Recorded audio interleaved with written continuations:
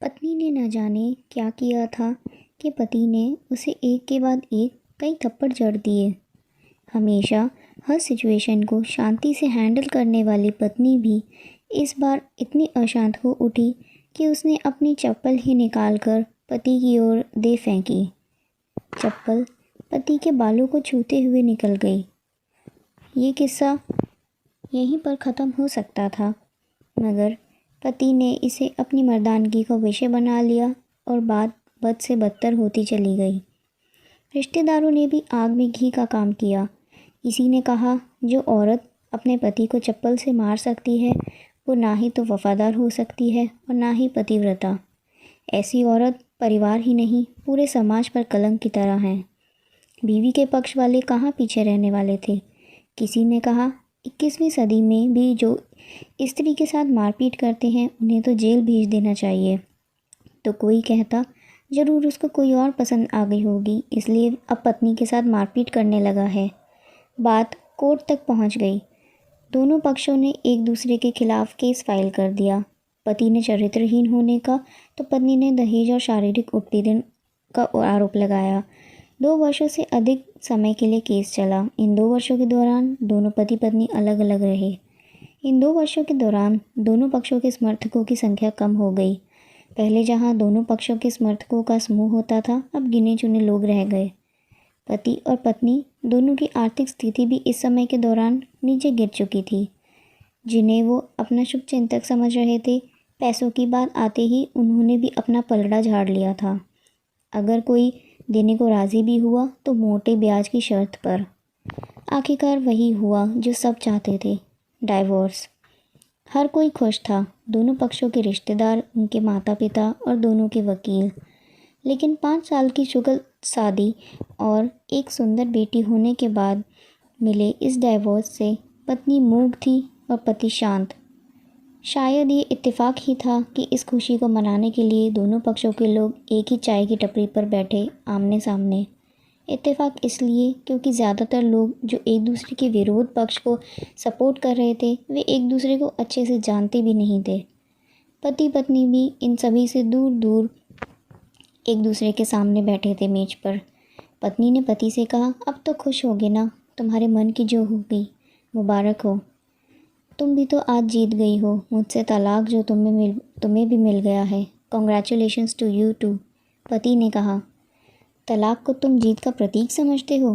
पत्नी ने पूछा। पति चुप रहा। थोड़ी देर की शांति के बाद पति ने कहा, मुझे तुम्हें 5 लाख रुपए अभी और हर महीने 5,000 देने का आदेश है। अभी मेरे पास पैसे नहीं हैं, इसलिए मेरा जो सिटी में फ़्लैट है उसे तुम्हारे नाम कर देता हूँ। पत्नी बोली, लेकिन उस फ्लैट की कीमत तो 18 लाख की है।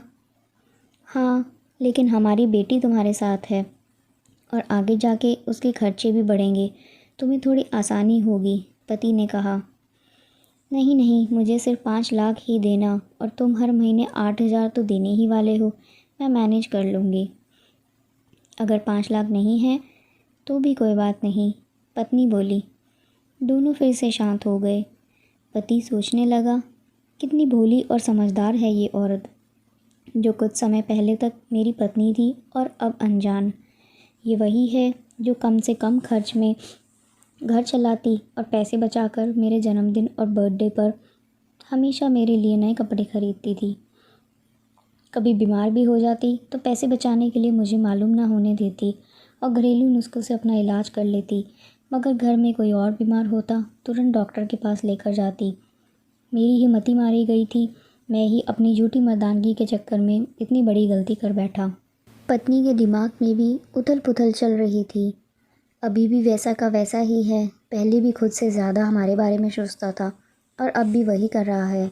ये वही आदमी है जो मुझे एक्सीडेंट से बचाने के लिए खुद मोटरसाइकिल के आगे कूद पड़ा था और अपनी उंगली तोड़वा बैठा था। पता नहीं कौन सी मनहूस घड़ी में मैं झगड़ा कर बैठी। पति ने मौन तोड़ते हुए पूछा, अब तुम्हारे कमर का दर्द कैसा है? ज़्यादा तकलीफ़ तो नहीं होती? पत्नी हल्का सा मुस्कुराई और बोली, अभी भी होता है, अब तो पेट में भी क्रैम्प्स उठते हैं। वो तो होगा ही, तुम योगा या कसरत भी तो नहीं करती हो। अब किसी डायग्नोस्टिक को ज़रूर दिखा लेना, पति ने कहा। तुम बताओ, तुम्हारा अस्थमा कैसा है अब? क्या अब भी दौरे पड़ते हैं? पत्नी ने पूछा। हाँ, पड़ते हैं, पहले से ज़्यादा, क्योंकि अक्सर इन्हेलर भूल जाया करता हूँ। याद दिलाने के लिए तुम तो नहीं हो अब, पति ने कहा। पत्नी के आंखों में आंसू आ गए। वो बोली, तुम्हें मेरे चरित्र पर सवाल नहीं उठाने चाहिए थे, तो ये परिस्थिति आती ही नहीं। हाँ, मैं जानता हूँ, तुम बहुत अच्छी हो। मुझसे गलती हो गई, बहुत बड़ी गलती। मैं लोगों के बहकावे में आ गया था, पति ने कहा। तुमने भी तो मुझ पर दहेज का इल्ज़ाम लगाया था, वो बोला। गलत था, और इस बात का मुझे भी पछतावा हुआ, पत्नी ने कहा। पति कुछ कहना चाह रहा था, लेकिन हिचकिचा रहा था। पत्नी ने पूछा, कुछ कहना चाहते हो? वो बोला, क्या सब पहले जैसा नहीं हो सकता? क्या मतलब? पत्नी बोली। मतलब कि हम फिर से पहले की तरह पति पत्नी बनकर, सच्चे दोस्त बनकर नहीं रह सकते, पति बोला। पर ये डाइवोर्स के पेपर दिखाते हुए पत्नी ने कहा। फाड़ देते हैं, पति ने अपने पास रखे डाइवोर्स के पेपर फाड़ते हुए कहा। पत्नी ने भी अपने पास रखे पेपर फाड़ दिए। सभी हैरान थे, वकील, रिश्तेदार और माँ बाप। पति पत्नी दोनों एक दूसरे के हाथ में हाथ पकड़े अपने घर की तरफ चल दिए।